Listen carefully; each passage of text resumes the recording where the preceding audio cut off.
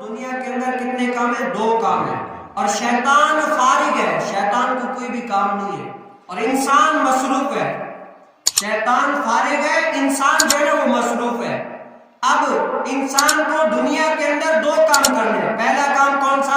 پہلا کام یہ ہے کہ اللہ تعالیٰ کی عبادت کرنا ہے، اللہ تعالیٰ کی بارگاہ میں جھکنا ہے، اللہ تعالیٰ کے حدوں کو قائم رکھنا ہے. یہ انسان کا پہلا کام ہے. اگر انسان اللہ تعالیٰ کے حکم پر عمل کرتا ہے، اللہ تعالیٰ کے بتائے ہوئے طریقے پر عمل کرتا ہے، اپنی زندگی گزارتا ہے، تو انسان فلاح پا گیا، کامیاب ہو گیا.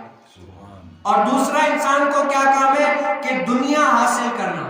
اب دنیا میں یہ ہے کہ اگر وہ دنیا حاصل کر رہا ہے اپنے بال بچوں کے لیے، پیٹ پالنے کے لیے، لیکن اللہ تعالیٰ نے جو کام ان کے اوپر فرض کیا ہے، نماز فرض کی، حج فرض کیا، زکوٰۃ فرض کی، ان کو بھی بجا لا رہا ہے، تو یہ بھی اس کی ایک عبادت ہے. لیکن کیا؟ دنیا حاصل کرتے ہوئے اللہ تعالیٰ کو بھول جاتا ہے، نماز پڑھنا بھول جاتا ہے، اللہ تعالیٰ کو یاد نہیں کرتا، جو اللہ تعالیٰ نے اس پر احکام نازل کیے ان پر عمل نہیں کرتا. تو یہ کیا ہے؟ شیطان کا کام کر رہا ہے.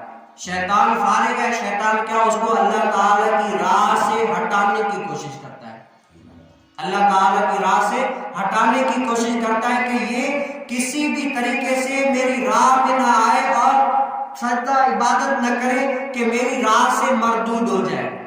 کیا ہو جائے؟ مردود ہو جائے. اس کو جو ہے نا کسی بھی طریقے سے میرے اللہ تعالیٰ کی بارگاہ میں جھکے نہیں.